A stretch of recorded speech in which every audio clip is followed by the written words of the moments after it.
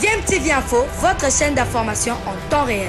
La politique, la santé, le sport, les faits de société, la musique, les rumeurs et bien plus encore. Vous découvrirez cela dans notre chaîne DMTV Info.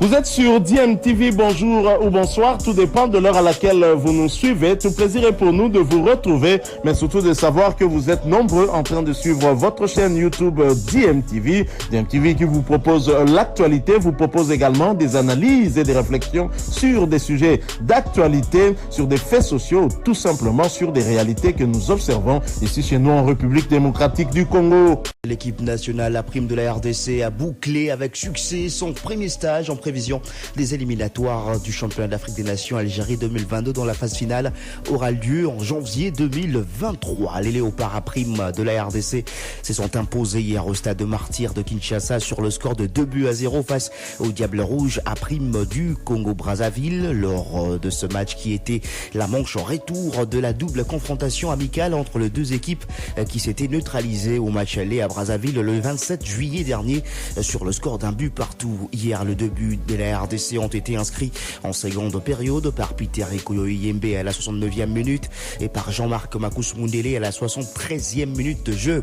Après un long temps d'arrêt qu'ont connu les joueurs, organiser ce stage et sortir une équipe assez bien physiquement en 10 jours a été un travail difficile pour le staff technique. C'est ce qu'a indiqué les sélectionneurs de l'équipe nationale à prime de la RDC, Otis Ngoma, qui a également évoqué le programme du deuxième stage qui aura lieu dans la deuxième partie du mois d'août. Il faut comprendre que les joueurs ont pris un mois d'arrêt. Normalement, dans ces cas de figure, il faut qu'il y ait une reprise de conditions physiques généralisées. Mais étant qu'il y avait un match officiel international qui a été programmé bien avant, avec le temps imparti qu'on a aujourd'hui, il a fallu quand même préparer une équipe. Vous craignez les blessures, mais on a eu quand même un petit bobo avec Glody Lilepo. Comment on va-t-il, est-ce que pourrait être récupéré bien avant? Bon, la blessure de Glody Lilepo est due à un contact avec les gardiens lorsqu'il a marqué le but. Donc ça peut arriver à tout le monde. Mais par contre, celle de Glody Likonza, c'est un peu de l'ordre d'un manque de préparation. Parce qu'il y a une déchirure au niveau du psoas. Ça, par contre, c'est ce genre de blessures qu'on craignait le plus. Déchirure, contracture et puis élongation. Heureusement, on n'en a pas beaucoup eu. Moi, je crois qu'on a fait un stage miraculeux parce que beaucoup d'entraîneurs n'auront pas pu arriver à faire jouer une équipe nationale, un match international, dans moins de 10 jours après un mois de repos. On peut dire merci aux garçons qui ont été courageux, merci aux staffs qui m'ont aidé, qui ont adhéré au discours. Je crois que pour faire du bon boulot, on leur remet auprès de leurs équipes qui vont reprendre les entraînements d'ici lundi, mardi, mercredi. Ils auront 15 jours dans leur club. Nous, on va les récupérer aux alentours du 15 afin de préparer les matchs contre les Tchad de 27 août. Voilà, c'était là le coach de l'équipe nationale de la prime de la RDC, Otis Ngoma. De son côté, Jean-Élie Ngoya, coach du Congo-Brazzaville, parle du pire match amical produit par ce joueur pendant cette période de préparation. On a joué contre une équipe de la RDC peut-être bien organisée, bien tactiquement. Après, c'est la réalité du terrain. Nous, on est une équipe jeune. Ça fait un mois qu'on est en train de travailler. On ne va pas se leurrer l'esprit. On a joué à l'extérieur avec tous les aléas qui peuvent arriver. Les mecs, ils ont craqué mentalement. Ça, je l'ai senti à la mi-temps. Moi, je ne les blâme pas. C'est le plus mauvais match en termes de qualité que nous avons livré sur les 4 matchs de préparation. Voilà, c'était là donc le coach de l'équipe nationale de la prime du Congo-Brazzaville, Jean-Élie Ngoya. Ces deux derbys amicaux, je l'ai dit, c'était pour préparer les éliminatoires du championnat d'Afrique des Nations Algérie 2022 dont la phase finale aura lieu en janvier 2023. Vous le savez, la RDC va affronter le Tchad. Ça sera entre le 27 août et les 4 septembre prochains. Donc, ils auront un deuxième stage, les Léopards, entre le 15 et le 20, en attendant bien sûr de jouer cette équipe tchadienne. Football toujours, le week-end a été marqué par la tenue des assemblées générales ordinaires par plusieurs clubs et entités. C'est le cas de la SV Club.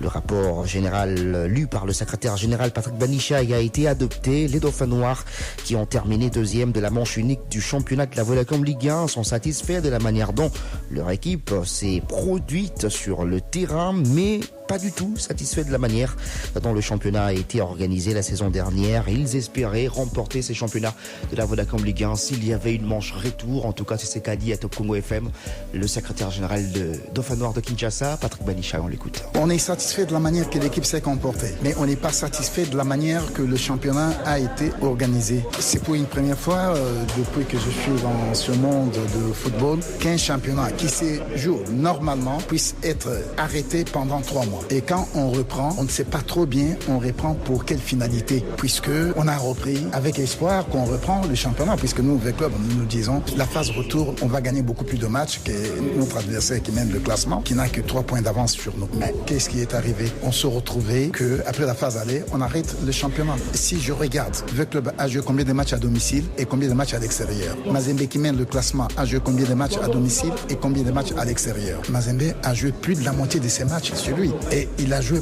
aussi presque tous les classicos. Et quoi dit qu'en jouant ces classicos à l'extérieur, il pouvait gagner tous les matchs.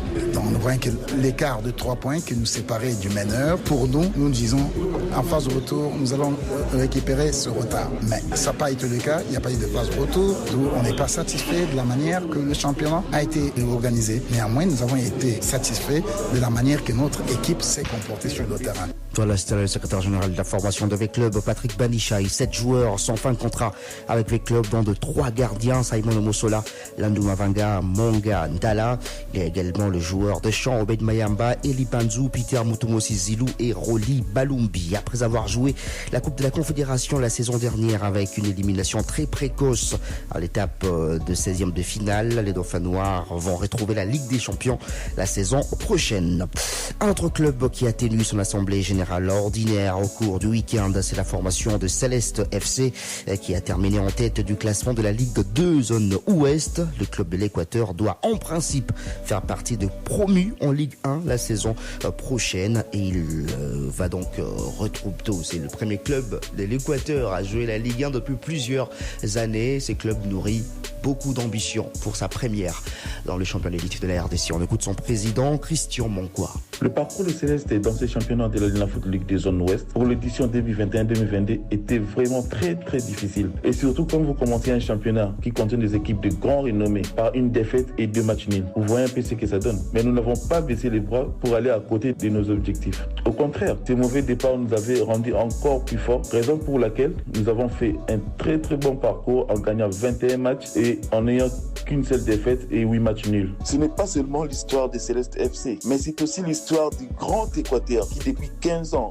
absent de la première division du football congolais. Cette montée de Céleste FC en Ligue 1 vient de marquer le veille de notre chère province dans plusieurs domaines, en particulier le football. Mais je sais, notre formation n'ira pas pour faire de figurants, mais nous irons pour y compétir et pourquoi pas être parmi les 3 premiers. Christian Mancois, qui est président de la formation de Céleste FC de l'Équateur.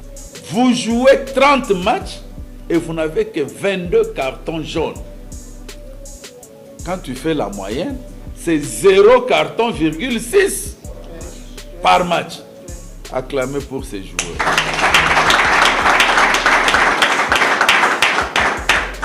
Là, je ne parle pas de discipline, je parle plutôt d'éducation.